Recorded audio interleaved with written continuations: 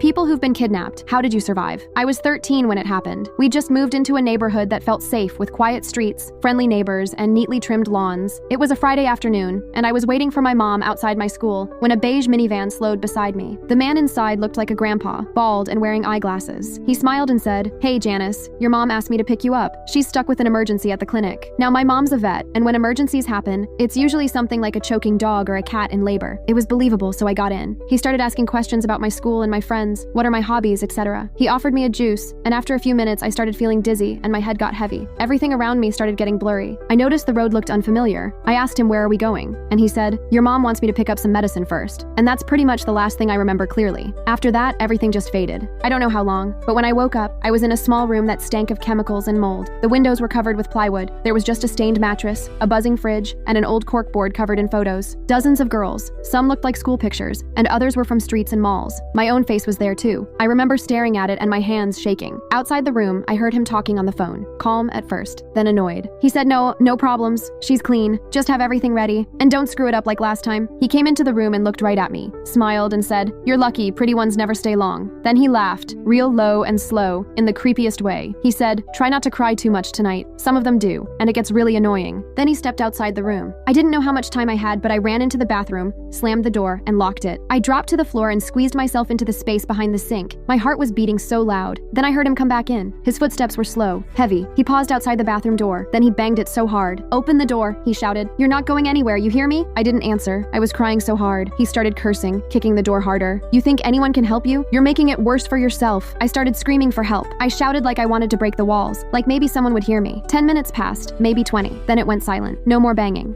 I waited, and my ears were straining for any sound. I thought maybe he was waiting too on the other side, holding some weapon. I thought maybe the next sound I'd hear would be the lock turning. Instead, I heard a door slam, then many footsteps. The front door burst open, and voices came flooding in. "Police! Hands where we can see them!" They tackled him to the floor and cuffed him. That man tried to act innocent and asked what was going on. He said he was just helping a neighbor's kid, but it didn't work. Police dragged him outside. When I finally opened the door, a man in uniform crouched down, wrapping a blanket around me. He said softly, "You're safe now. We've got you." I still remember clinging to my mom when she arrived, crying like I hadn't in years. It didn't feel real until I saw her, like I'd been stuck in a nightmare that finally cracked open. Turns out my brother had slipped an AirTag into my backpack weeks ago as a prank. He thought it was hilarious to track me, but when he saw I hadn't moved in hours and located in a neighborhood we didn't know, he told my mom and she called the cops. They traced the signal to the motel and moved fast. Inside the room, they found more than just me. They found burner phones, printed lists, wigs, photos of other kids. He wasn't acting alone. It was clear this wasn't his first time. I still have that AirTag. Doesn't work anymore, but I keep it in my drawer, just to remind myself. Funny how something meant as a prank ended up being the reason I'm still alive.